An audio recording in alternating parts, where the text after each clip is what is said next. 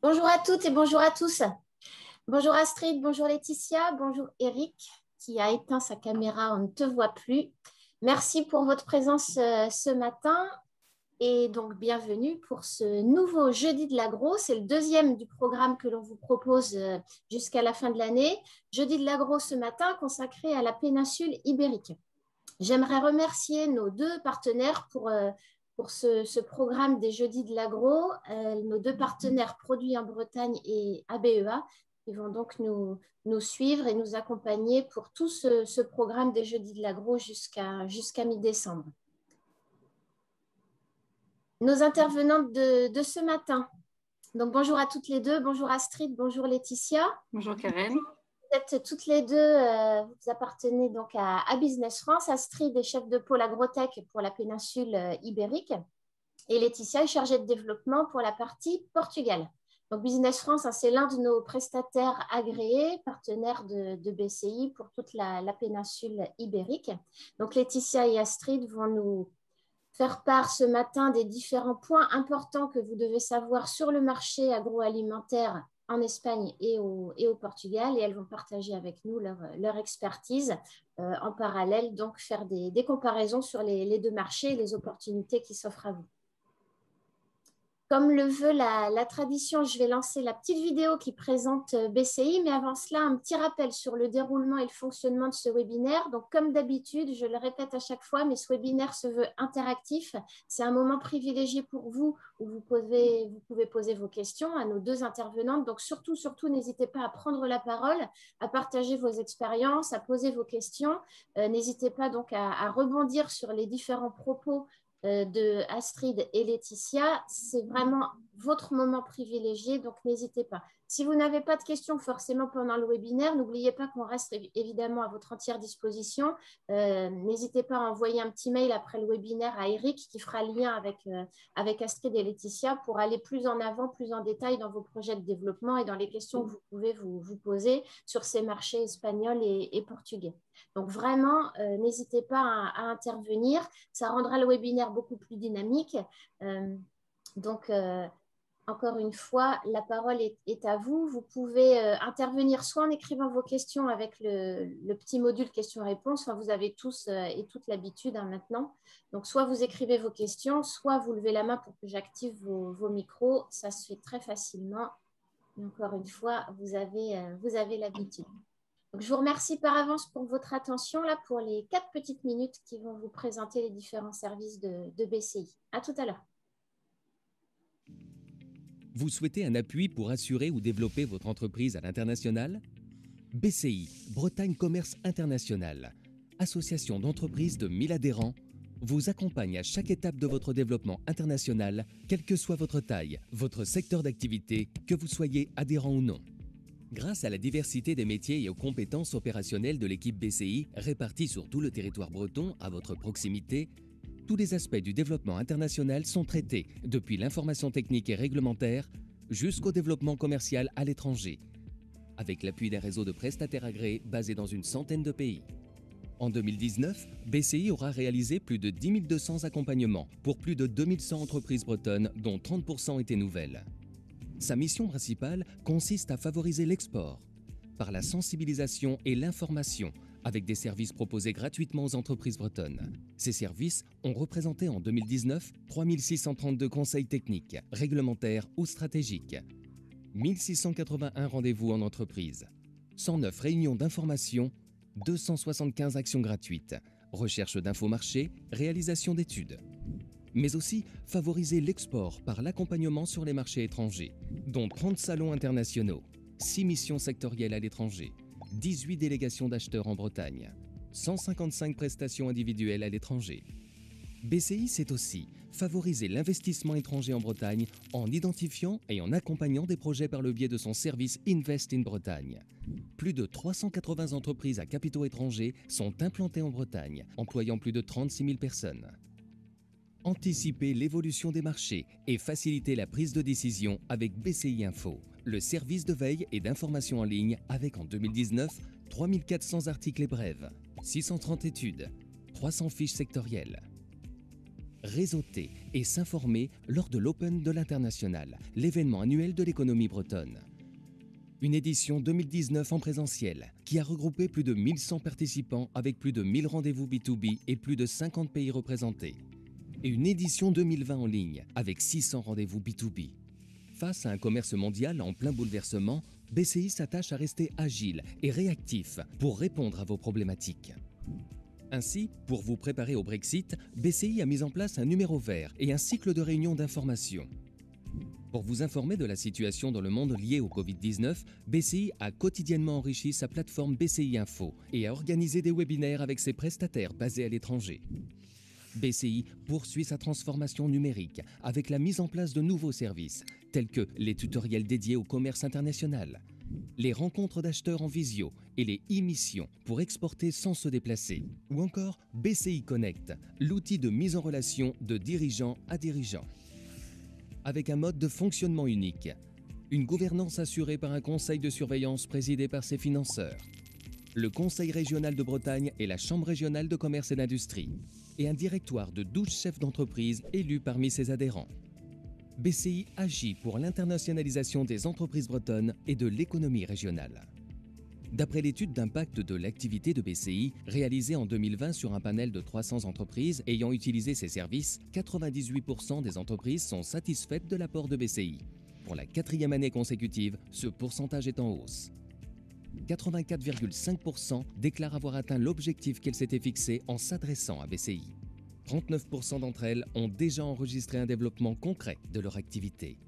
54,8% par la hausse de leur chiffre d'affaires et 10,4% par la création d'emplois CDI. Avec Bretagne Commerce International, rejoignez les entreprises bretonnes qui osent le monde.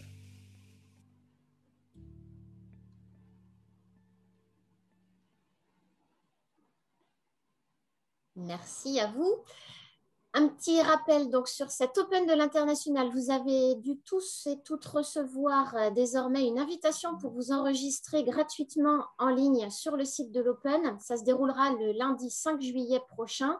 Si vous n'êtes pas encore inscrit sur le site de l'Open, vous avez le lien sur cette diapo. Si vous n'avez pas encore fait votre inscription, je vous encourage vraiment à le faire. C'est l'occasion pour vous de faire le tour du monde, comme on dit, depuis la première édition. C'est une occasion pour vous de faire le tour du monde en une journée, d'avoir des rendez-vous B2B entre entreprises bretonnes, mais aussi et surtout avec notre réseau de prestataires agréés à l'étranger.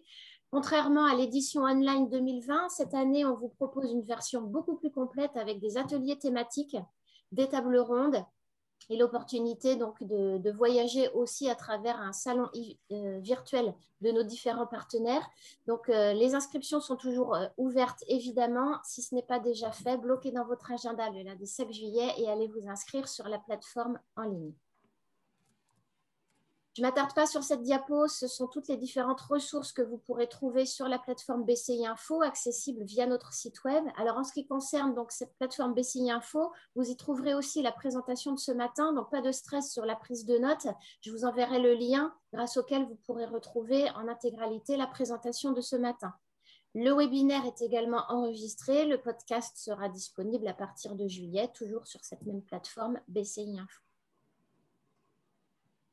On va rentrer dans le cœur du sujet de ce matin. Donc, c'est jeudi de l'agro consacré à la péninsule ibérique. On va balayer beaucoup de points importants ce matin. Vous les avez ici. Donc, en premier lieu, Astrid et Laetitia vont nous faire un petit comparatif entre les marchés espagnols et portugais de l'agroalimentaire, voir quelles sont les différences entre ces deux marchés. Ensuite, on va balayer tous les différents réseaux de distribution de l'agroalimentaire.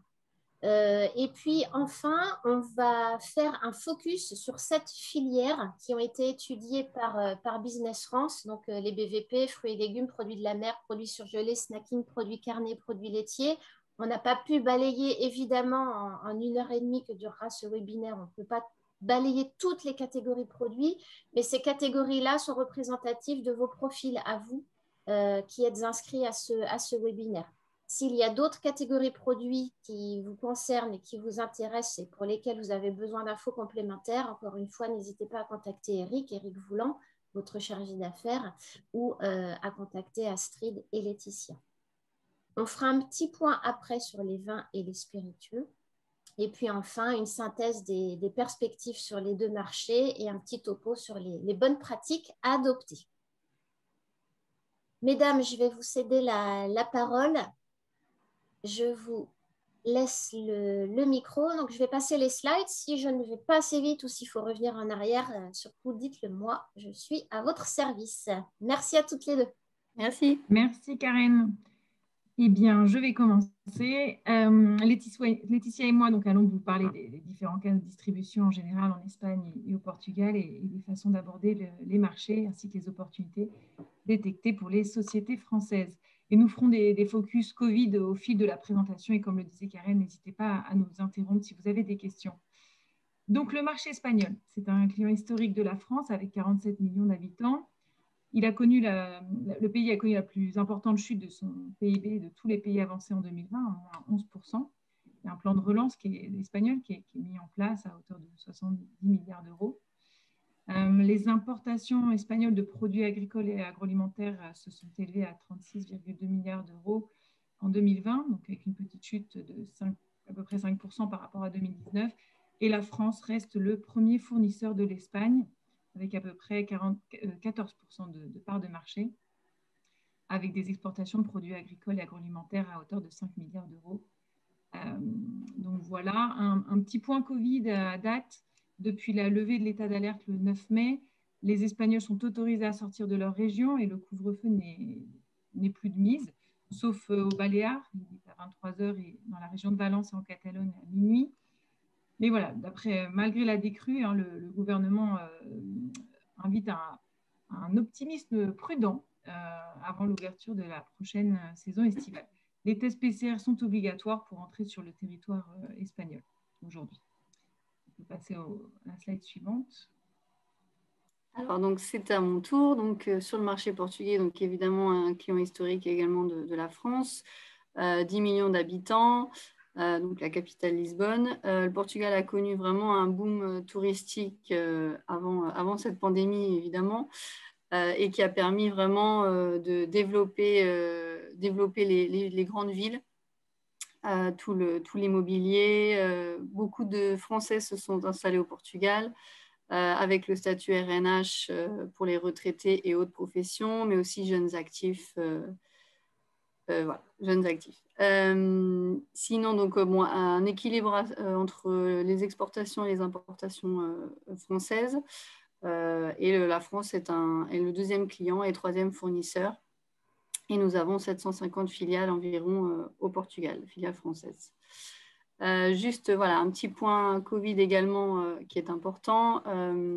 Donc, au Portugal, l'incidence est la plus faible de l'Union européenne, 50 pour 100 000 habitants sur 14 jours. Plus de 35% de la population a reçu au moins une dose vaccinale. Et le 17 mai, le Portugal a réouvert aux touristes de l'Union européenne. Donc, a terminé la quarantaine qui était obligatoire pour les touristes français et anglais. Mais évidemment, le test PCR continue obligatoire. Voilà pour cette partie. Donc, quelques petites différences. Donc en Espagne, il faut privilégier l'espagnol, au contraire du Portugal où là on parle plus anglais et certains français. Le bio, également des différences. Au Portugal, il y a un fort intérêt sur tout ce qui est bio et produits naturels. En Espagne, c'est un petit peu plus difficile à rentrer sur le marché par rapport à cette catégorie de produits. Donc, nombre d'habitants, donc on l'a dit précédemment. Tourisme, donc 84 millions de touristes en Espagne et 27 millions au Portugal, évidemment, avant la pandémie. Salaire moyen brut par an, donc 23 000 euros pour l'Espagne et 14 000 euros pour le Portugal. Un décalage horaire pour le Portugal de moins 1 heure. Et culture régionale évidemment très présente en Espagne. Voilà, ça c'est un critère important qu'il faudra prendre en compte, mais que Astrid développera par la suite. On va rentrer donc dans les différents réseaux de distribution, en commençant par la GMS. Astrid, est-ce que tu peux peut-être monter un tout petit peu le volume de ton micro? Moi, de mon côté, je t'entends moins bien que Laetitia. Vous ne m'entendez pas? Là, ça va? Est-ce que Un ça peu va? plus. Je vais essayer de parler plus fort. Je suis au On max. t'entend, hein, mais on t'entend moins. Enfin, moi, en tout cas, je t'entends moins fort que Laetitia. C'était pour équilibrer un peu les équipes. Ok, bon, je vais essayer de parler un peu plus fort alors. Merci.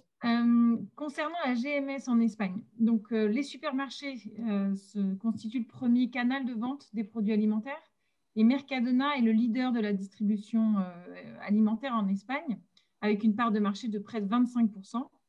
Le top 6 de l'AGD détient plus de 55% des parts de marché. Il y a 2 enseignes françaises qui sont dans ce top 6, c'est Carrefour et Auchan. Une des grandes spécificités du marché espagnol, c'est que le marché est dit atomisé, avec plus de 300 chaînes régionales et qui ont pris énormément d'importance pendant la crise sanitaire. Sur la carte de droite, vous trouverez une liste des plus grandes enseignes régionales, comme par exemple Gadissa en Galice, Bonpreu en Catalogne, ou encore Coviran en Andalousie ou Consum en Catalogne. Slide suivante. Alors, pour la GMS au Portugal, donc elle est très, très concentrée. Les 5 premiers groupes génèrent 75% des ventes. Et vous avez 2 grands groupes portugais, donc Sonae et Jerónimo Martins, qui se disputent le marché et qui ont 50% de part de marché à eux deux. Alors, donc Sonae, avec l'enseigne Continent, est très fort sur les hypermarchés et également dans les centres commerciaux.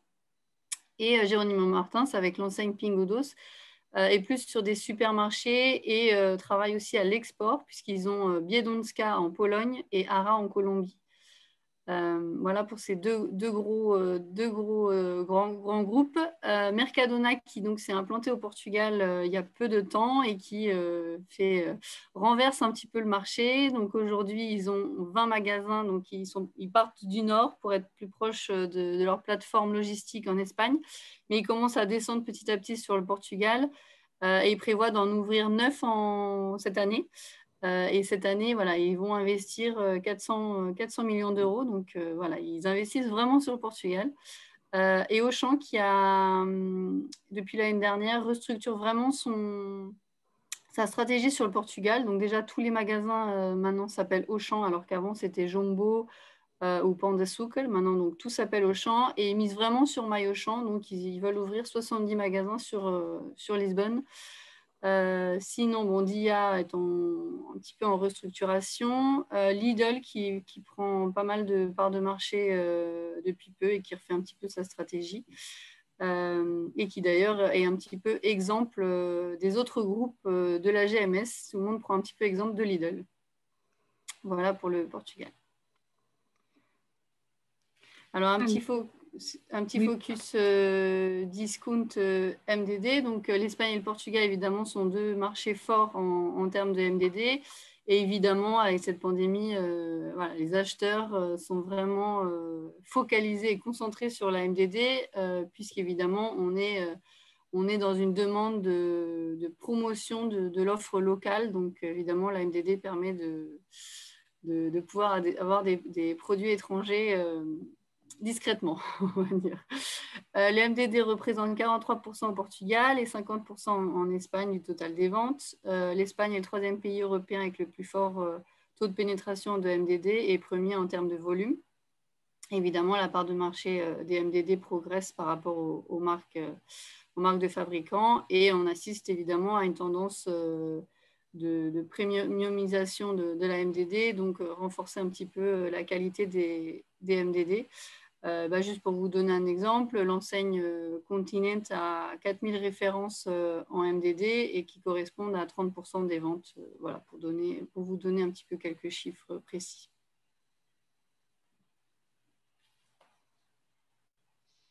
Alors, concernant le bio, en Espagne, il faut savoir que la majeure partie de la production bio est commercialisée par la grande distribution. Et c'est Lidl, le leader du bio en Espagne, suivi par Carrefour et Aldi. Il existe des alliances et des achats de grandes chaînes spécialisées dans les produits bio. C'est le cas d'Herbolario Navarro, qui a acquis en 2019 l'enseigne BioSpace, qui est un référent dans le secteur bio en Catalogne. Il y a Veritas, qui est également une chaîne de magasins spécialisés bio de référence. Mais la croissance du bio reste tout de même très lente en Espagne. Pour votre info, le géant Mercadona, qui donne quand même le ton à la grande distribution espagnole, n'a aucun produit bio dans ses linéaires. Donc, c'est quand même assez, voilà, assez marquant. Il faut aussi noter que le bio c'est bon, les magasins bio c'est bon ont fermé en Espagne récemment. Voilà. En revanche, au Portugal, Laetitia, slide suivant. Donc, voilà, au Portugal, bon, évidemment, je ne dis pas que la croissance est très, très forte, mais en tout cas, il y a un fort intérêt de la part des consommateurs, mais aussi des acheteurs.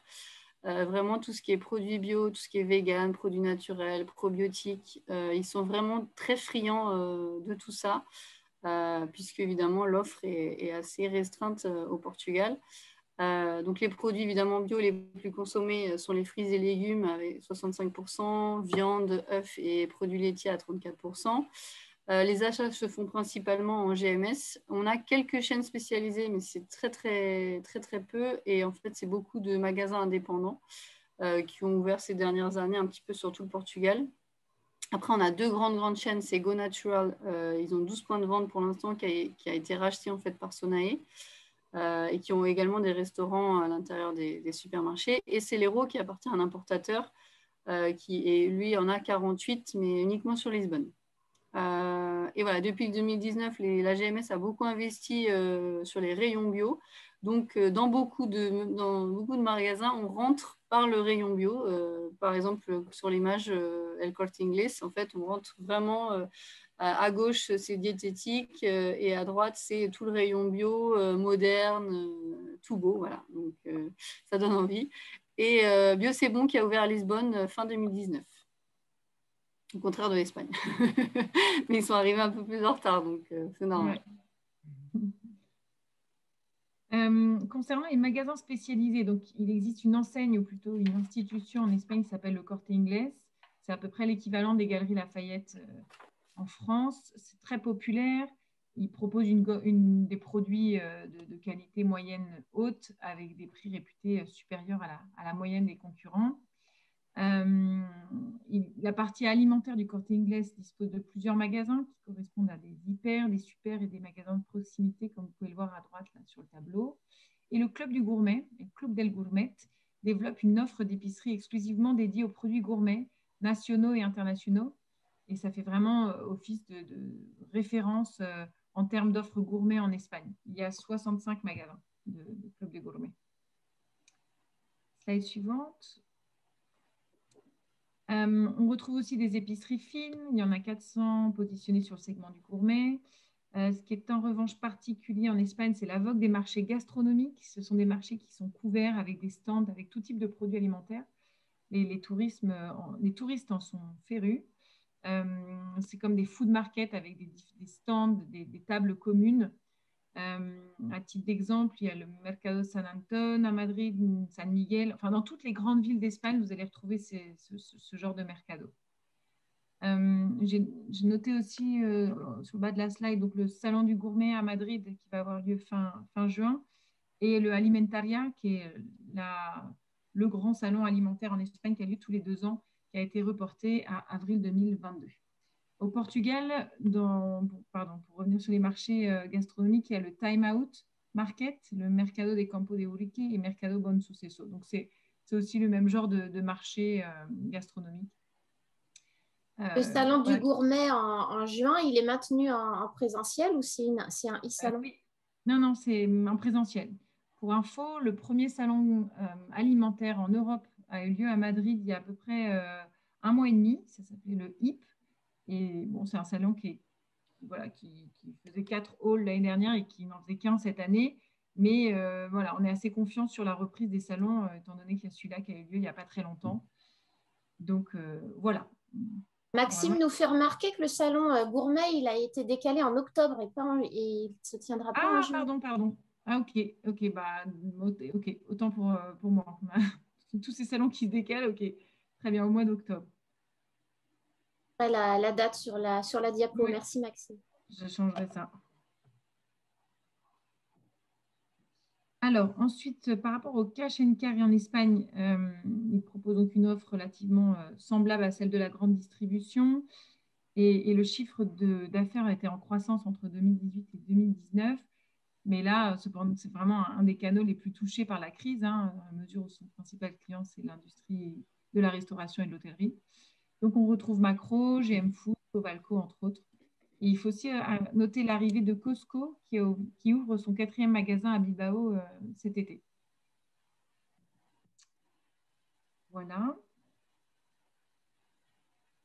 Alors sur le Portugal, donc c'est assez concentré. Donc c'est pour ça que voilà, je vous ai mis les deux plus grands. Donc Macro, évidemment, filiale du groupe Metro, qui ont 10 magasins au Portugal. Là, ils sont un petit peu en restructuration. Donc là, ils ont l'arrivée d'un nouveau directeur général qui est portugais, donc qui a déjà travaillé sur le Portugal. Et ils ont racheté un gros distributeur assez important à Viludo. Donc voilà, je pense qu'il va y avoir des changements. Ils ont beaucoup souffert avec le Covid, donc comme les autres, hein, mais je sais que voilà, ils ont beaucoup souffert. Ils ont ouvert aux particuliers pendant la pandémie et ils ont beaucoup investi sur leur site en ligne. Mais voilà, les acheteurs sont très frileux et voilà, n'ont pas beaucoup d'intérêt à acquérir de nouvelles marques pour l'instant. Et Recheio, qui appartient au groupe Jerónimo Martins et qui possède 38 magasins sur le Portugal. Donc on prévoit quand même une lente récupération sur ce secteur. Alors, par rapport au circuit HoReCa, donc la culture espagnole et portugaise est caractérisée par un rythme de vie extérieur et nocturne. Et il est crucial de prendre en considération la dimension touristique des deux pays qui doublent leur population en termes de touristes, hein, 83 millions en Espagne et 27 au Portugal. Voilà. Alors, je vais vous parler de la structure du marché du secteur HoReCa. Il existe 315 000 établissements, dont 80% sont dédiés à la restauration en général, donc plus de la moitié sont des bars. Les principaux groupes de restauration collective sont Serunion, Eures Compass Group, Sodexo Iberia, entre autres.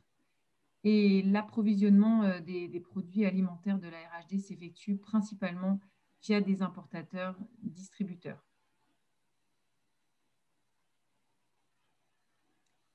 Vous souhaitez rebondir, hein, là je m'adresse aux participants et intervenir sur les différents slides là, que l'on balaye, n'hésitez pas.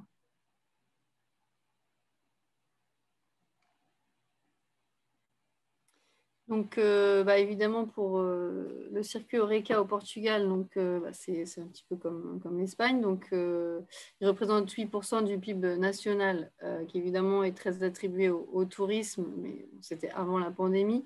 Le food service était vraiment devenu très, très important avec le tourisme. On avait des restaurants qui ouvraient à tout va, on va dire. Mais il y avait toujours cette volonté de produits innovants, produits de qualité. Donc, il y avait pas mal d'opportunités sur ce secteur, donc en espérant que ça revienne assez vite. Évidemment, une chute de 30% pour les grossistes alimentaires en 2020, hein, ça c'est sûr. C'est un des secteurs, tout ce qui est la restauration et l'hôtellerie, ce sont des secteurs qui ont vraiment été très impactés par le Covid.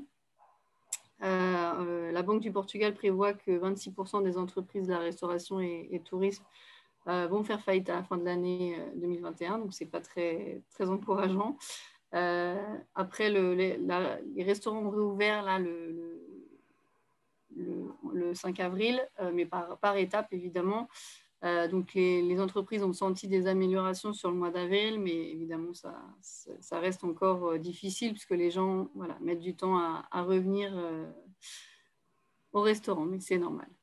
On espère que ça reviendra cet été.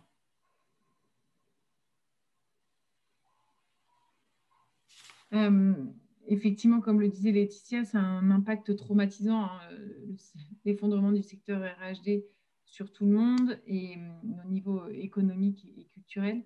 On projette que 20% des établissements fermés pendant la crise ne rouvriront pas leur activité en Espagne. Donc, de nouveaux débouchés au travers de circuits de distribution courts ont été développés. Certains distributeurs RHD ont proposé un catalogue de produits adaptés au consommateur final. Donc ça, c'est comme en France. Beaucoup ont développé des partenariats avec des acteurs de livraison à domicile, tels qu'en Espagne, Glovo, Deliveroo ou Uber Eats. À la grande différence de la France, c'est que les restrictions en Espagne ont été gérées au niveau régional. Et à titre d'exemple, depuis la fin du premier confinement à Madrid, Madrid n'a jamais fermé ses restaurants, en fait. Il existe juste des restrictions sur la capacité d'accueil et des horaires. Là, à partir de lundi, à Madrid, les restaurants pourraient être ouverts jusqu'à 1 heure avec une capacité de 6 personnes par table à l'intérieur et 8 personnes en terrasse.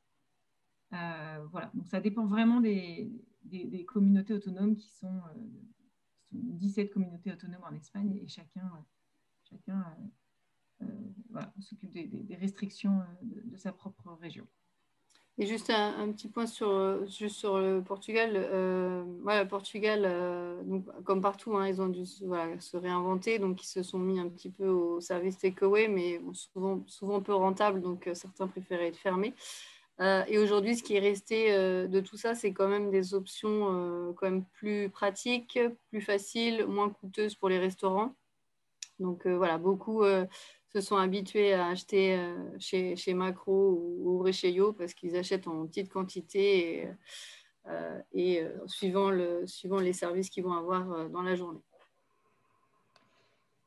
Alors, concernant la restauration rapide, les 5 premières chaînes réunissent 72% du marché total. C'est McDonald's, Burger King, Telepizza, Domino's Pizza et Starbucks. Les burgers, c'est la plus grande part de marché d'environ la moitié de la restauration rapide, suivi des pizzas et des sandwicheries.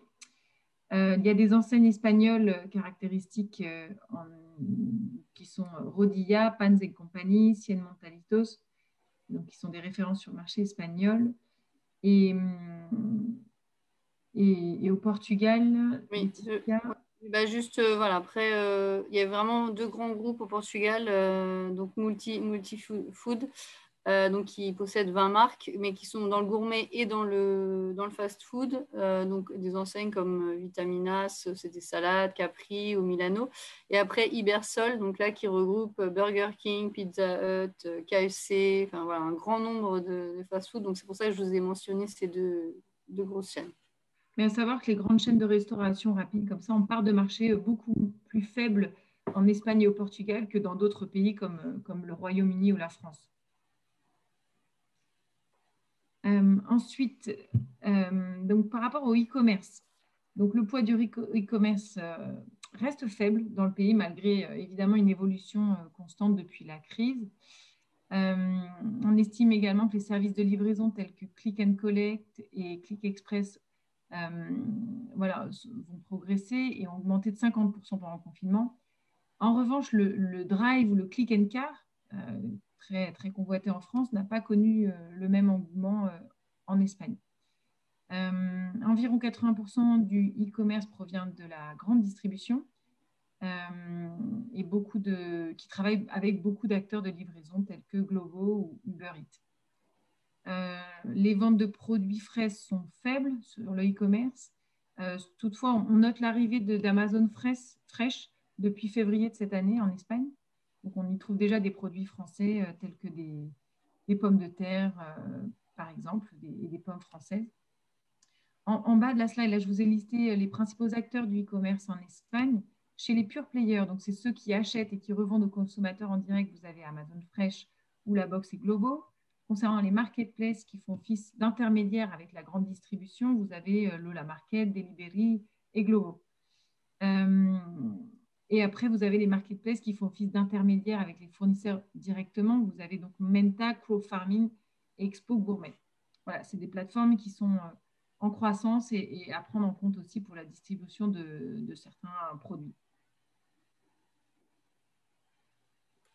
Alors, après vous avoir présenté la distribution dans son ensemble en Espagne et au Portugal, nous allons rentrer dans le détail de 7 filières qui ont été abordées dans une étude réalisée pour le compte du ministère de l'Agriculture. Astrid, Juste le e-commerce au Il y a Portugal. le e-commerce avant, oui.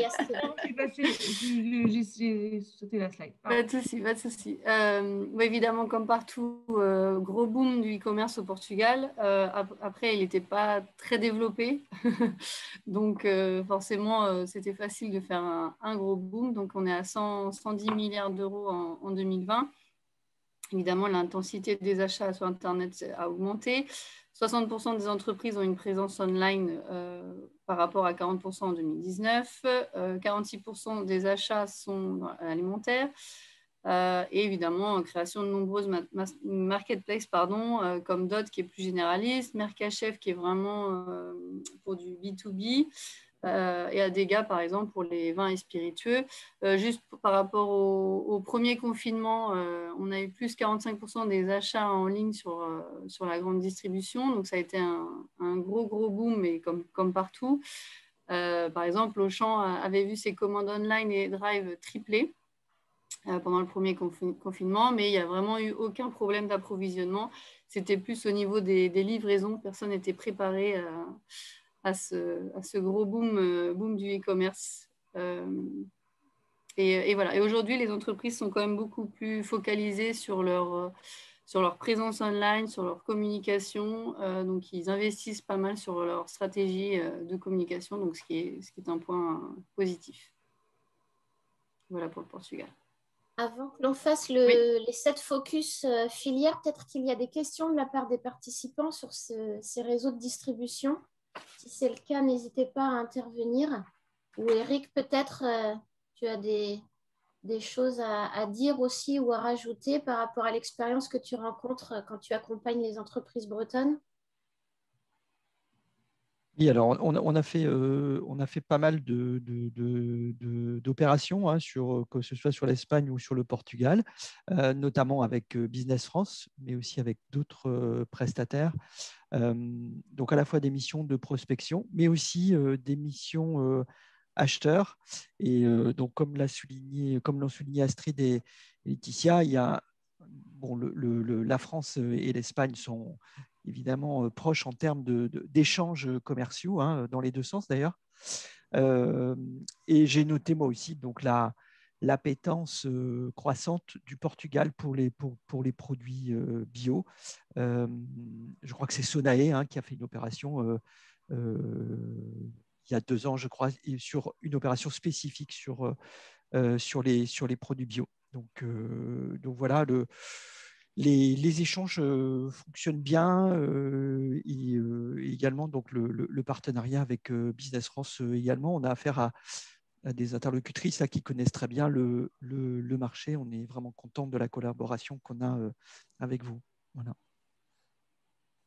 Merci. Alors, on a une question de la part d'un de nos participants. Qui sont les principaux importateurs-distributeurs vers la RHD? Avez-vous mentionné ces acheteurs dans la présentation?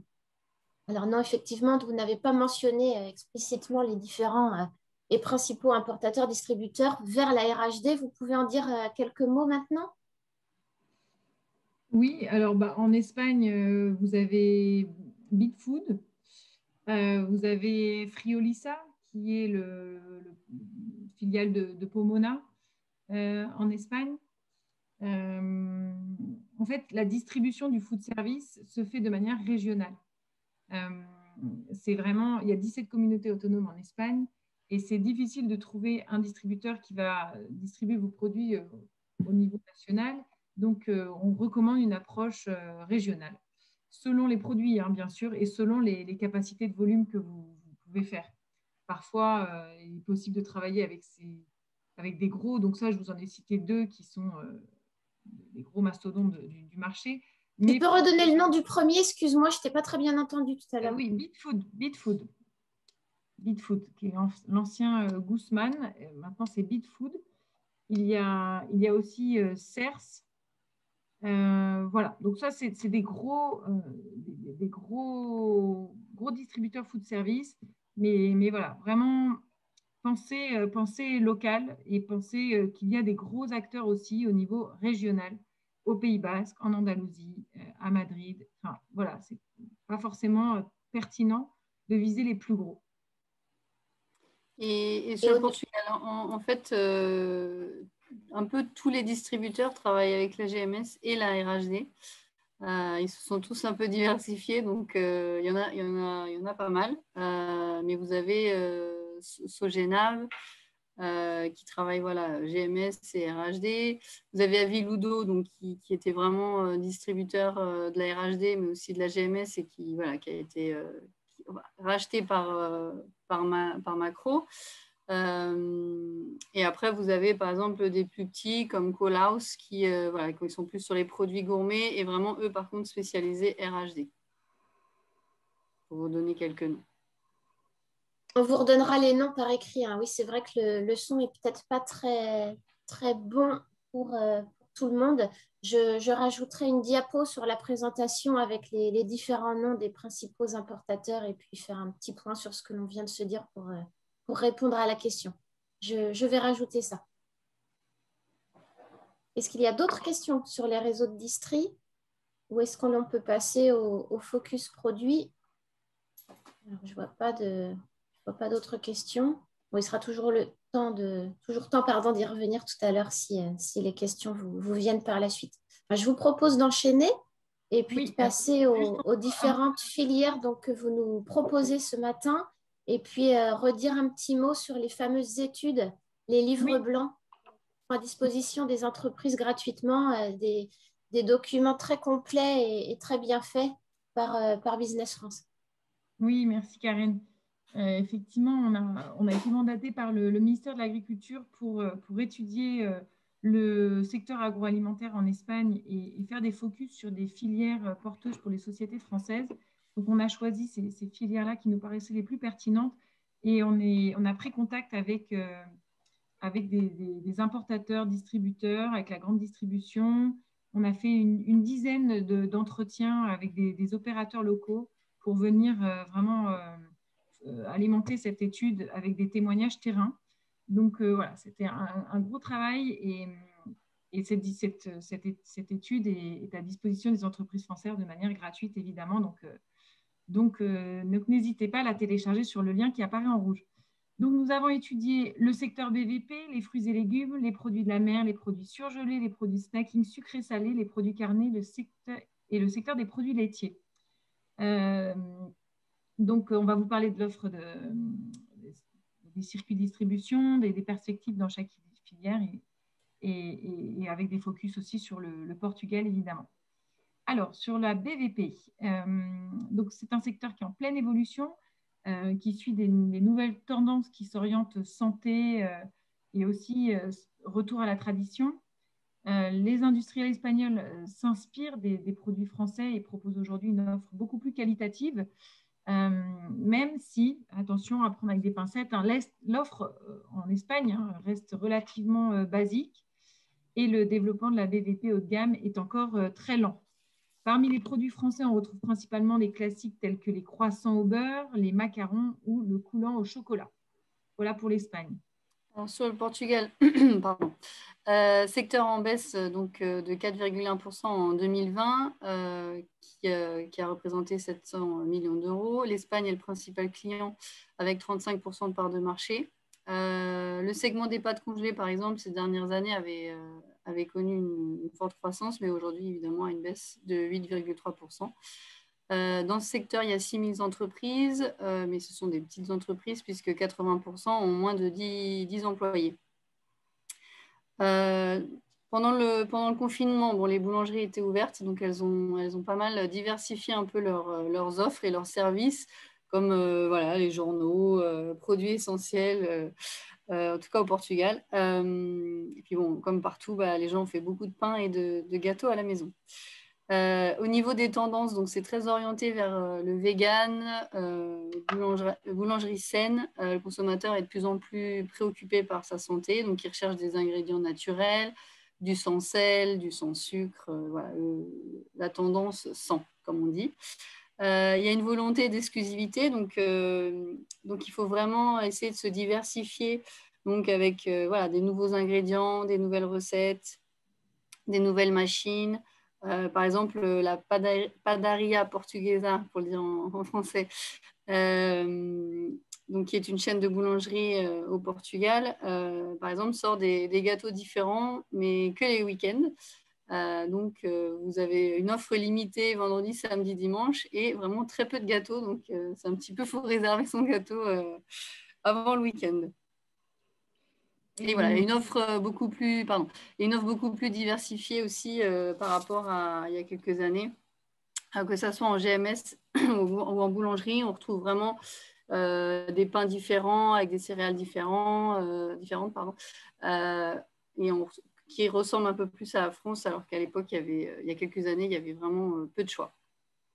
Et une petite erreur sur cette slide, le Intercycop n'a pas eu lieu en mars 2021, mais aura lieu en 2022, du 19 février au 22 février 2022. C'est le salon dans le secteur de la BVP en Espagne, à peu près l'équivalent du Europain en France. Donc, on va le corriger. Alors voilà, quelques opportunités. Donc, évidemment, des produits innovants, des produits à DLC évidemment plus longues, notamment avec cette situation. Voilà, les entreprises veulent réduire leurs coûts. Donc, voilà, ils ont besoin de DLC plus longues. Et voilà, essayer d'adapter évidemment le produit au goût des consommateurs, plus traditionnel, moins sucré peut-être plus sur l'Espagne. Sinon, donc les circuits, par exemple pour l'Espagne, donc c'est plutôt un grand industriel espagnol en MDD ou pour des petits volumes. Deux principaux regroupements de distributeurs BVP régionaux peuvent agir comme des centrales d'achat. Pour le Portugal, voilà, un distributeur vraiment spécialisé boulangerie ou alors voilà, une chaîne de boulangerie ou directement avec les acheteurs de la GMS, ça peut fonctionner aussi. Et privilégier voilà, la RHD, donc pas tout de suite, mais je pense que quand elle ira un petit peu mieux, voilà, des produits de pâtisserie ou voilà, des choses comme ça pour le catering. Et un boom connu par la GD forcera les acteurs à rechercher des produits un petit peu plus premium. Petite parenthèse, Laetitia, vous voyez Oui. sur votre gauche un petit feu vert. On a mis des petits feux quand on avait détecté vraiment des opportunités pour les entreprises françaises. Donc là, on est sur un feu vert. Ce n'est pas le cas pour toutes les filières. Voilà. Donc, on va essayer d'aller un petit peu plus vite parce que je vois que le temps passe vite. Il nous reste encore 6 filières à aborder. Alors, fruits et légumes. Voilà, bon, les agriculteurs portugais ont vraiment augmenté leur production et ils misent beaucoup sur les exportations. Donc, évidemment, les importations continuent d'être importantes puisqu'il faut combler les déficits puisqu'on n'est pas autosuffisant. Donc, là, il y a vraiment des opportunités pour la France qui a beaucoup perdu de part de marché sur le Portugal. Là, on est vraiment sur des nouvelles cultures comme les fruits rouges, les fruits secs et les avocats.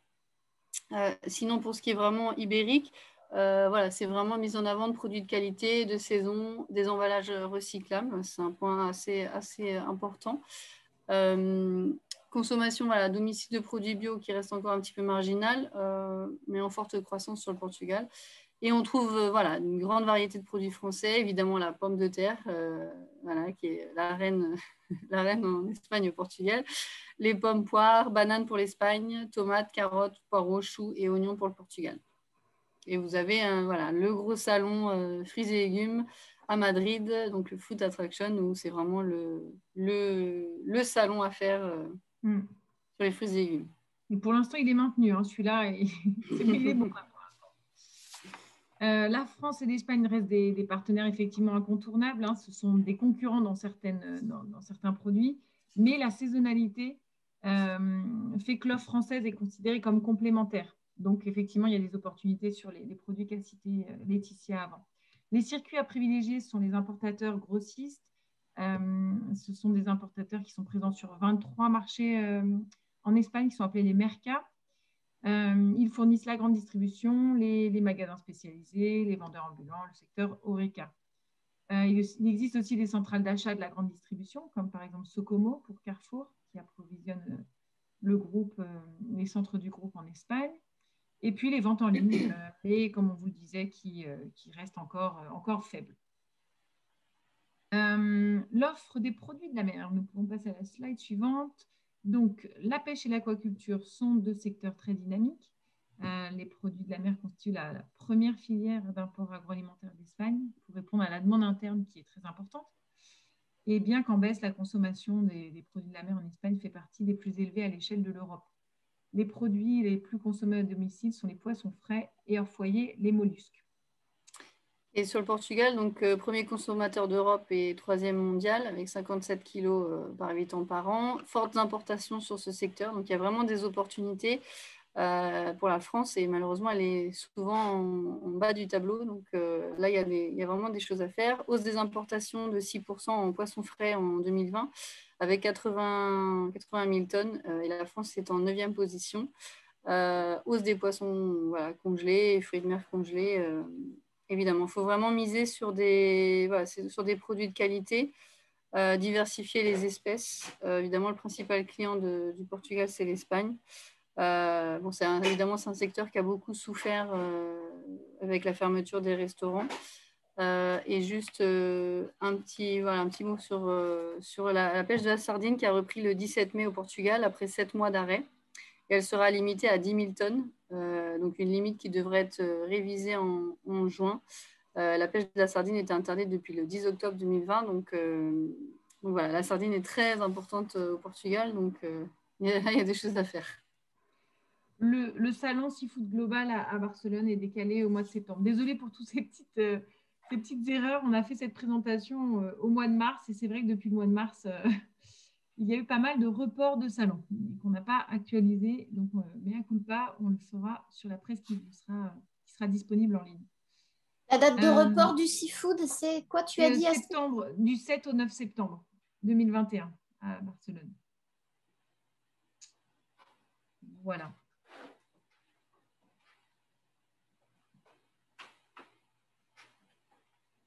Donc voilà, par rapport aux perspectives des produits de la mer, donc, surtout sur les poissons frais réfrigérés comme le merlu et les céphalopodes. Les opérateurs recherchent des produits de qualité, une large variété d'espèces, tant poissons, mollusques et crustacés. Mais il faut surtout rester sur des prix compétitifs, hein, c'est très important. Il y a des produits de niche qui fonctionnent bien comme les huîtres, les moules, mais vraiment pour des campagnes spécifiques sur les fêtes de fin d'année ou les saisons estivales. Mais c'est vrai, ce sont des produits qui ont le vent en poupe et qui sont de plus en plus consommés. Voilà, il y a des opportunités sur les céphalopodes, donc les calamars, les sèches. On a parlé des merlus, dorades, sols. Voilà. Pour les circuits de distribution, même schéma que pour les fruits et légumes, les marchés de gros sont très importants. Voilà. Et le RHD est un débouché clé. En Espagne comme au Portugal, on compte un nombre élevé d'établissements de restauration spécialisés dans les produits de la mer, en particulier dans les grandes villes et les zones littorales et touristiques. Donc, nous pouvons passer à l'offre des produits surgelés. C'est un secteur qui est en croissance depuis quelques années en Espagne, notamment impulsé par les produits de la mer et les plats préparés. Et le secteur RHD contribue énormément au dynamisme de ce secteur. En grande distribution, la concurrence locale et internationale est très présente et les linéaires en supermarché sont assez réduits comparés à ce qu'on peut retrouver en France. On trouve quelques produits français, notamment sur les catégories des desserts et des légumes. Et les Espagnols travaillent vraiment à l'amélioration de l'image des produits surgelés qui ont une image un petit peu, toujours une image un peu de mauvaise qualité. Quand les produits ne sont plus très frais, on les congèle et c'est un peu l'image qu'ont les Espagnols. Donc là, vraiment, les marques misent sur l'amélioration de l'image. Et bon, les Espagnols ont privilégié les produits frais par rapport aux produits surgelés, ça c'est quand même un fait. Et la Sirena, c'est la principale chaîne de distribution des produits surgelés en Espagne. Alors, ça n'a rien à voir avec notre Picard, mais on est encore loin du Picard. Mais bon, il y a un réseau de distribution de 258 magasins, surtout en Catalogne et à Madrid. Picard n'est pas présent en Espagne. Et voilà, sur le Portugal, pareil qu'en Espagne, il y a vraiment, même avant la pandémie, l'offre surgelée augmentait de plus en plus parce qu'elle était très, très, très limitée il y a quelques années. Et le confinement a élevé un petit peu cette gamme. Donc, on a une hausse des repas surgelés, par exemple, de 10%. Et les plus consommés sont les glaces, desserts, poissons poisson et pizza. Les consommateurs veulent vraiment plus du pratique, de la convenance, sécurité alimentaire. Et du coup, la pandémie a forcément augmenté cette idée.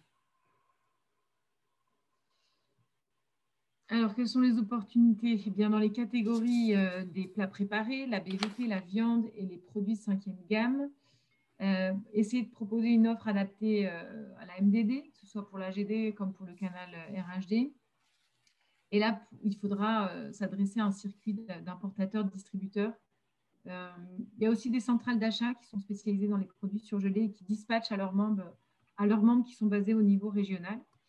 Mais bon, voilà, le canal RHD est vraiment un canal très intéressant à travailler en sortie de crise. Et donc, c'est pour ça qu'on a mis un petit feu vert. On va passer à l'offre snacking. Laetitia? Oui, donc le marché du snacking est en forte croissance au Portugal, donc toujours dans la recherche de nouveaux produits, une nouvelle marque, représente 280 millions d'euros. Donc, il y a 3 segments, les apéritifs emballés, les fruits secs emballés et les chips, pour que vous ayez une idée un petit peu de valeur. Pour ce qui est donc ibérique, l'offre snacking suit vraiment les tendances liées au bien-être.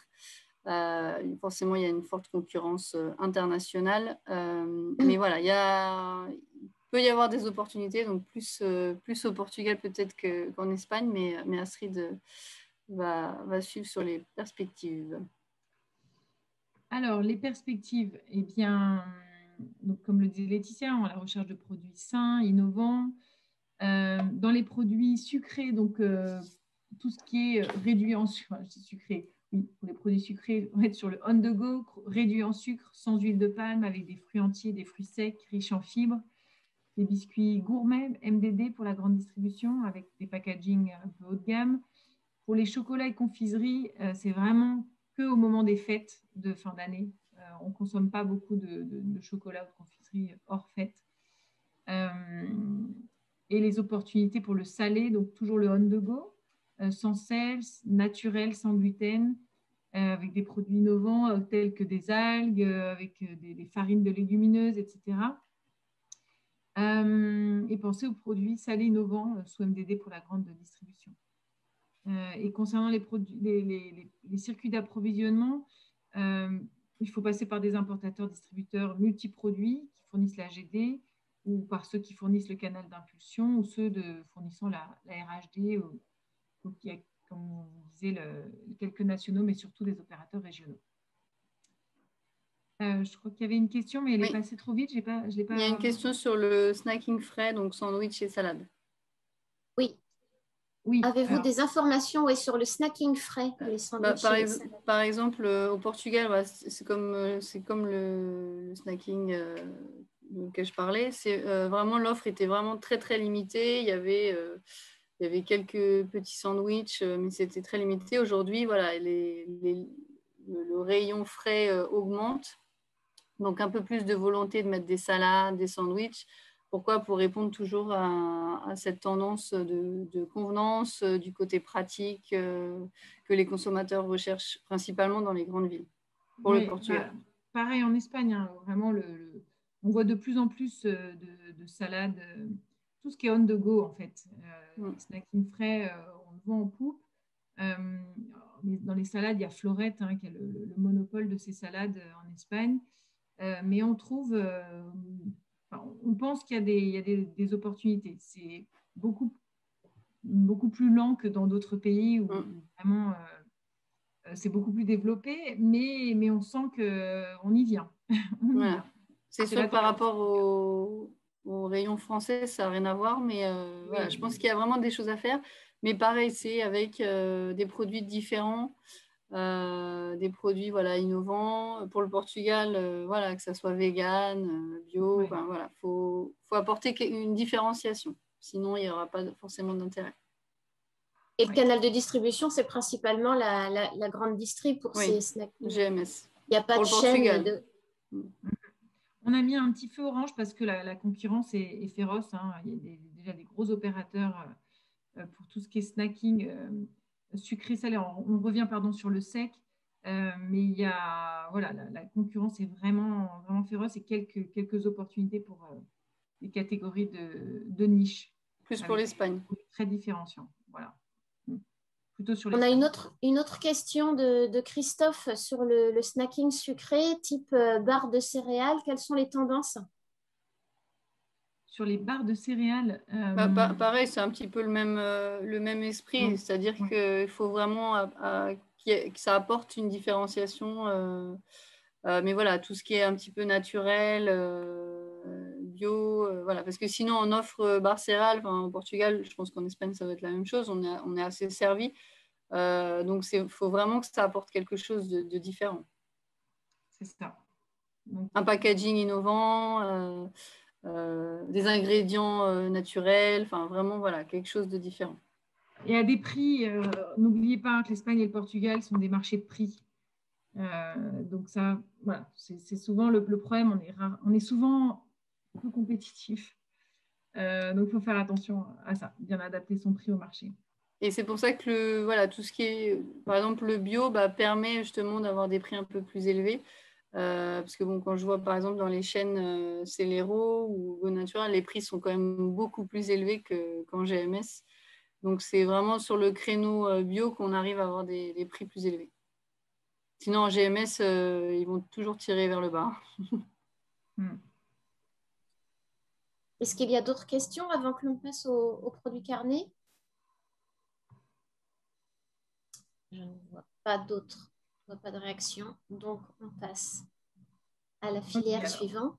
Aux produits carnés, donc, la production de viande espagnole connaît un dynamisme ininterrompu depuis 2010.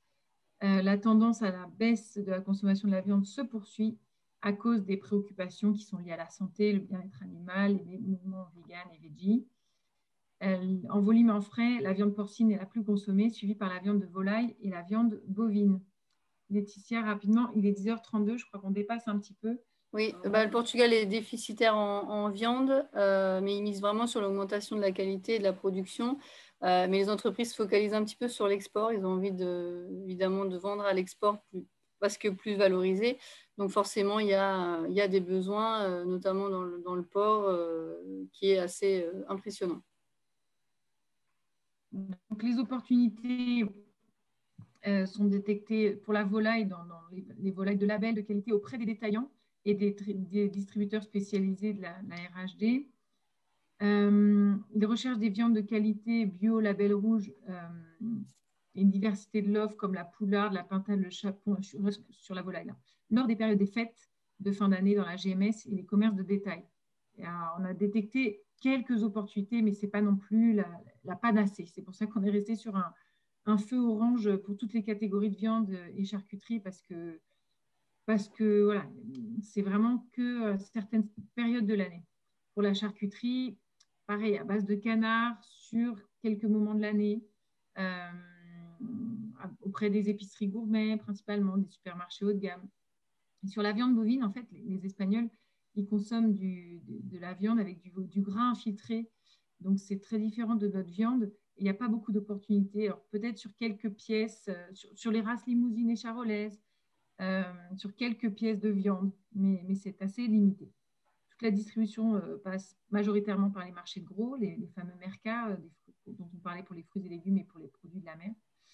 Et après, il y a aussi des distributions spécialisées pour ce qui est produits frais ou produits congelés, comme je vous disais tout à l'heure. Et puis, voilà, il y a le réseau des boucheries et charcuteries est très dynamique en Espagne, comme vous pouvez l'imaginer, mais très atomisé dans les régions d'Espagne. Et voilà, ça peut passer aussi en direct avec la GD s'il y a des gros volumes. Concernant les produits laitiers, donc pareil, ça suit les tendances du bien-être animal, des produits innovants, du facteur plaisir. Mais c'est aussi important de prendre en compte le poids de la MDD. Ensuite, la France, ce qu'il faut retenir, la France reste le premier fournisseur des produits laitiers en Espagne. C'est un éventail de produits qui est reconnu par les Espagnols. Il y a 2 filiales françaises, Lactalis et Danone, très, très fortes en Espagne. Et parmi les produits français, on retrouve principalement des yaourts et des desserts laitiers et du beurre. Et sur le Portugal, et les fromages principalement. J'ai juste oublié le plus important, c'est les fromages. Au Portugal, il est vraiment dominé par l'entreprise Lactogal qui représente 66% du total des ventes. Et on est autosuffisant en lait et en beurre, mais déficitaire en yaourt et fromage. Donc, évidemment, on est obligé d'importer. Et il y a vraiment cette notion de bien-être animal. Par exemple, les Açores avec Belle ont lancé le programme Vache Heureuse et les bio aussi des Açores. Donc, voilà, il y a vraiment ce lien bien-être animal et tendance locale et bio. On a détecté des opportunités dans les spécialités fromagères françaises, mais aussi dans les desserts gourmands. Alors, il faut bien adapter au goût des Espagnols, hein. Ils aiment les goûts comme le touron, le café, la cannelle. Ça, c'est très important. Les riz au lait, ici, ils ne sont pas à la vanille, ils sont à la cannelle, par exemple. Donc, voilà, il y a des opportunités. Cependant, pour le lait et la crème, l'offre locale, elle domine toutes ces catégories et ça rend un peu l'accès difficile aux autres origines. Concernant les circuits de distribution, privilégier les importateurs-distributeurs, mais aussi les détaillants des magasins spécialisés qui fournissent parfois la RHD et la GMS. Et voilà, pour la GMS, donc proposer des produits MDD, des fromages, penser aux produits emballés qui sont des axes stratégiques pour ce canal. Et dans la RHD, miser sur des produits premium. On pense qu'avec la reprise de la RHD, il devrait y avoir des opportunités pour tout ce qui est premium, sur le beurre, par exemple, pour les petits déjeuners dans l'hôtellerie, restaurants haut de gamme. On a une question Oui. De la part de Sergio. Alors, je ne comprends pas la question. Il demande quelle est la quote-part du LS sur les deux marchés par rapport au traditionnel. Le libre-service. Ah, libre-service, autant pour moi. Par rapport au traditionnel, dans la GMS, je présume. Dans la GMS, le traditionnel est très important en Espagne. On aime être conseillé par... je ne saurais plus vous dire la part, mais en tout cas, c'est très important le traditionnel, d'échanger avec le charcutier, avec le poissonnier. Dans les supermarchés, vous retrouvez des poissonneries, des boucheries. C'est typique en fait d'avoir ce service dans les supermarchés. Donc, oui. Sur le Portugal, ouais, aussi ces boucheries et poissonneries évidemment sont présentes puisque du coup il y a très peu de poissonneries par exemple en dehors de la GMS. Mais par contre tout ce qui est, parce que je ne sais pas si c'était par rapport aux produits laitiers ou charcuterie. Produits carnés. Ouais. Ah donc là c'est boucherie, d'accord. Après, par contre, charcuterie et fromage, c'est vraiment, en tout cas au Portugal, c'est vraiment sur le libre service. Il y a quelques services un petit peu traditionnels, mais c'est vraiment le libre-service sur charcuterie et produits laitiers. En Espagne, je dirais que c'est plutôt le traditionnel, hein, sur tout ce qui est boucherie, charcuterie. Il n'y a pas beaucoup de libre-service de viande, en fait, par rapport à la taille du traditionnel. Par rapport à la France, je vois la différence. Il y a beaucoup moins d'offres en libre-service. On passe à... Alors, Sergio, je pense qu'on a répondu à la question. On va passer au point sur les vins et spiritueux. Alors, une concurrence locale féroce, évidemment, dans les deux pays. En Espagne, le pays possède la superficie viticole la plus étendue au monde, avec près d'1 milliard d'hectares. Et donc, voilà, une production qui atteint les 1,2 milliard d'euros en valeur et 36,5 millions d'hectolitres en volume. Donc, et près de tout ça, près de 50% de tout ça est exporté. La France est le premier fournisseur de vin, mais ça concerne principalement les champagnes. Et sur ces champagnes, principalement les grandes maisons. Hein, il y a 90% des champagnes, ça va être des mondes, des mouettes. Et nous, on travaille vraiment à la promotion du champagne de vignerons et aussi des créments. On va faire une opération au mois de juillet, d'ailleurs, dans les bulles en Espagne. Et au Portugal... Oui, donc Portugal, évidemment, c'est également un gros producteur. Donc, c'est difficile d'y rentrer, notamment pour les vins français. C'est un marché vraiment difficile pour les vins étrangers. Donc, juste pour faire un point un petit peu du secteur, donc, qui évidemment a énormément souffert, donc consommation un petit peu en panne et des stocks très élevés. Donc, le gouvernement va soutient avec 8 millions d'euros ce secteur qui souffre. Alors, ils ont beaucoup investi dans les ventes en ligne, évidemment. Donc, il y a vraiment une révolution e-commerce qui s'est opérée dans ce secteur puisqu'elle était quasiment inexistante. Évidemment, en GMS, les ventes ont augmenté, donc plus 6,5% en volume et 6% en valeur, mais évidemment, ça ne compense pas les pertes RHF puisque c'est vraiment le secteur clé du secteur. Et les tendances au Portugal, alors c'est rosé, mousseux, vin naturel et biodynamique. Et on a quand même parlé des opportunités au niveau de la bière. Que ce soit en Espagne ou au Portugal, donc bière artisanale, bière sans alcool, et évolution légère du cidre aussi, mais c'est encore vraiment très, très limité. On est souvent contacté pour le cidre, et il y a peu d'opportunités pour l'instant, même si, par exemple, au Portugal, il y a des producteurs qui se mettent à faire du cidre, donc normalement, c'est bon signe par rapport à la consommation, ça veut dire que la consommation augmente, mais voilà, pour l'instant, ça reste un petit peu difficile. Et le cidre en Espagne, ils ne boivent pas du tout le même type de cidre, le cidre des Asturies qui n'a rien à voir avec le cidre français, et puis du cidre pas valorisé, quoi. C'est vraiment du cidre pas cher du tout, et malheureusement, pas beaucoup d'opportunités pour le cidre français en Espagne. Alors, pour conclure, donc il existe des opportunités sur le marché espagnol. C'est un marché sur lequel le tourisme sera clé pour la consommation du pays. La relance du circuit Horeca en sortie de crise sanitaire devrait offrir des perspectives intéressantes pour l'offre française. De nombreuses opportunités dans le secteur Horeca, comme je viens de le dire, mais aussi dans la grande distribution et dans le e-commerce qui décolle. En revanche, il faut faire attention au fait que l'Espagne est un pays qui est riche en produits agroalimentaires, qui est compétitif et qui fonctionne différemment de la France, notamment sur cette fameuse distribution régionale qui est très marquée. Voilà. Donc, selon vos produits, on vous conseille de focaliser une région ou une autre et pas forcément avoir une approche nationale. Voilà pour l'Espagne. Pour le Portugal. Oui. Donc évidemment, voilà, comme l'Espagne, l'importance du tourisme, mais on va attendre que ça reprenne. Mais évidemment, l'offre RHD permet d'apporter des produits un peu plus qualitatifs sans trop de baisse par rapport au prix. On a vraiment une communauté française qui est importante, notamment dans les grandes villes, Lisbonne, Porto et dans l'Algarve également.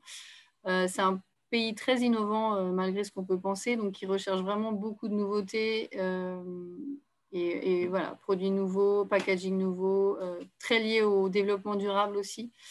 La distribution, voilà, vous avez 2 grands groupes portugais très importants. N'hésitez pas aussi à passer par vos enseignes en France, donc notamment Auchan, Intermarché, et d'essayer de travailler en fait avec les acheteurs en France pour faire venir vos produits au Portugal, puisque évidemment le transport sera évidemment sera plus facile et moins cher. Pardon Laetitia, je te coupe, petite parenthèse, en Espagne, ça, les passerelles avec la grande distribution, ça ne marche pas du tout. Okay. C'est pas parce que vous êtes référencé chez Carrefour en France que vous le serez en Espagne. Ça marche vraiment au niveau local, malheureusement. Comme ça. Et fort intérêt, comme j'ai dit plusieurs fois, sur le bio, vegan, les 100, explosion du e-commerce et plateforme évidemment pour le Brésil ou l'Angola par exemple. Quelques menaces, évidemment, là on priorise un petit peu sur le local et le national. Il y a des forts investissements qui sont faits en marketing et RHD des entreprises portugaises, donc évidemment une concurrence qui va être importante. Et voilà, les différences, c'est vraiment référencement et démarrage long, donc on est pays latin, voilà, faut s'armer un petit peu de courage. Ça prend du temps, après une fois que ça fonctionne bien. Donc le contact évidemment présentiel qui est très important et évidemment ne pas oublier marché de prix et GMS qui fait vraiment beaucoup de promotions, donc bien tenir ça, d'avoir ça en compte lors de votre prix. Et nos dernières recos. Voilà, donc bonne pratique. Voilà, prendre nos marchés au sérieux. Alors, on est pays voisins, mais avec des caractéristiques différentes.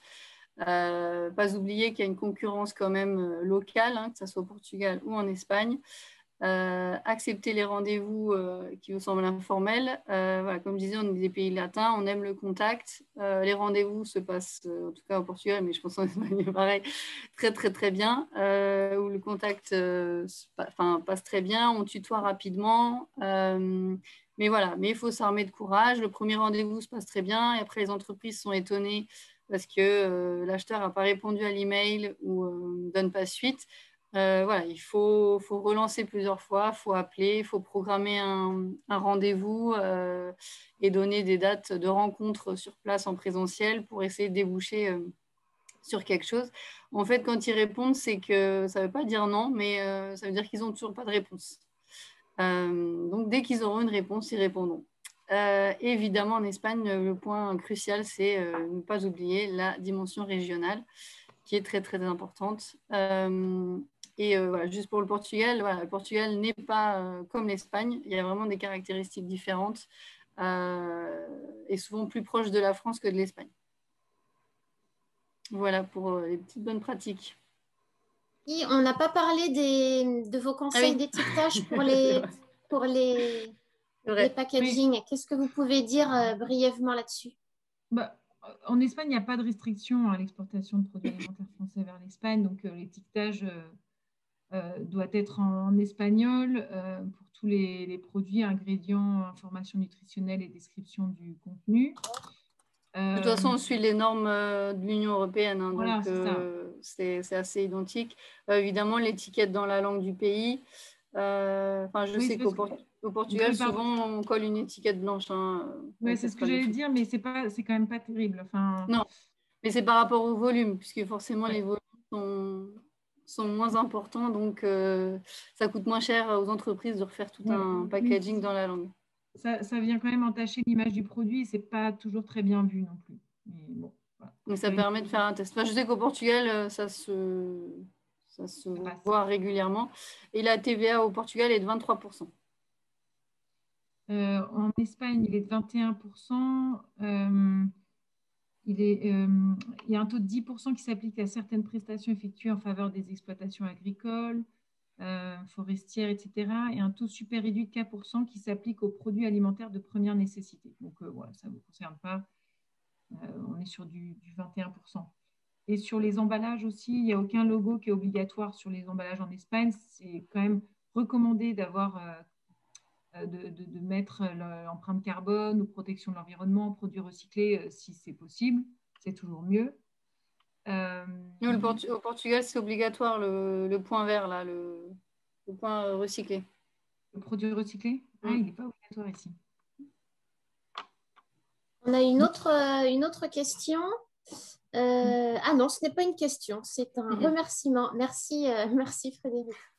Bravo et merci pour le travail en amont parce que tout ce que vous présentez est très clair, précis et détaillé. Bon, parfait. Merci Frédéric. Super. On est content. Néanmoins, je vais faire des petits compléments donc, sur la présentation, corriger les quelques dates pour les salons qui ont été évoqués.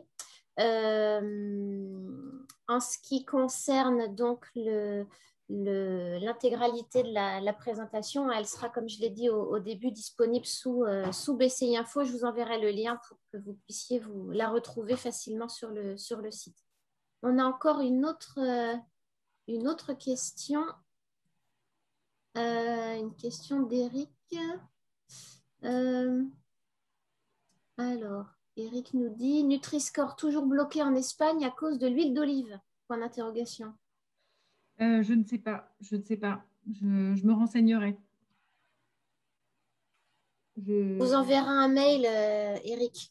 Notre Eric de BCI reviendra vers vous après concertation avec Astrid et Laetitia pour répondre à vos questions. Désolée, on n'a pas la réponse tout de suite. Je la note. Oui. Écoutez, on arrive au terme de cette présentation de ce matin. Merci encore une fois à toutes et à tous pour votre participation. Micro, Karen. Oui, excusez-moi, j'avais du bruit autour de moi. Ah. Je disais juste d'arrêter le bruit, pardonnez-moi. Pardon. Les inconvénients du direct. Donc, pardon. Merci à toutes et à tous encore une fois pour votre participation ce matin. Merci beaucoup, beaucoup Astrid et Laetitia pour le travail effectué et puis le partage de votre expérience pour ce jeudi de l'agro péninsule ibérique. Avant de nous quitter, juste un petit mot. Je vous allez tomber quand vous allez vous déconnecter sur un petit questionnaire de satisfaction. Je vous remercie par avance de prendre une petite minute pour y répondre. C'est important pour nous d'avoir votre retour, votre appréciation et puis vos suggestions, que ça concerne des axes d'amélioration ou de prochaines thématiques que vous souhaiteriez que l'on aborde lors de prochains webinaires. Donc, merci par avance de prendre cette petite minute pour répondre au questionnaire en ligne. Alors, on a d'autres questions qui arrivent. Je reviens un petit peu en arrière. On a une question. Ah, pardon. Oui, Laetitia, dis-moi. Non, je croyais que c'était des remerciements. On a aussi des remerciements. On a aussi des remerciements de Steve notamment. Merci Steve.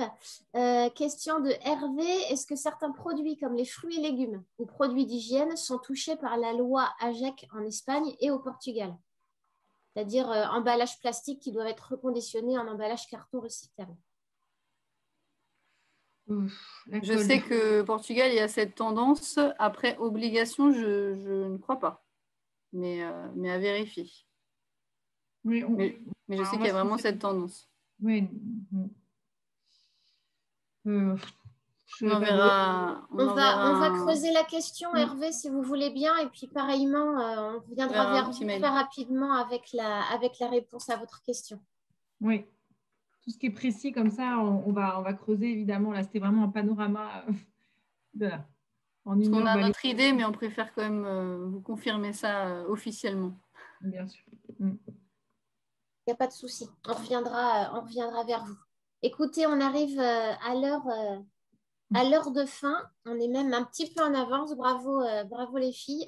Je ne vais pas vous retenir plus longtemps. Encore une fois, merci beaucoup. Merci beaucoup, Karen. Merci à vous deux.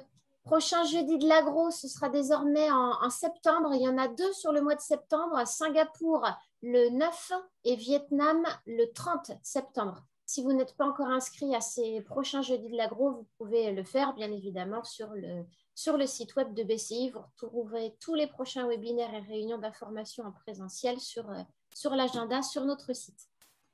Il est temps de nous quitter.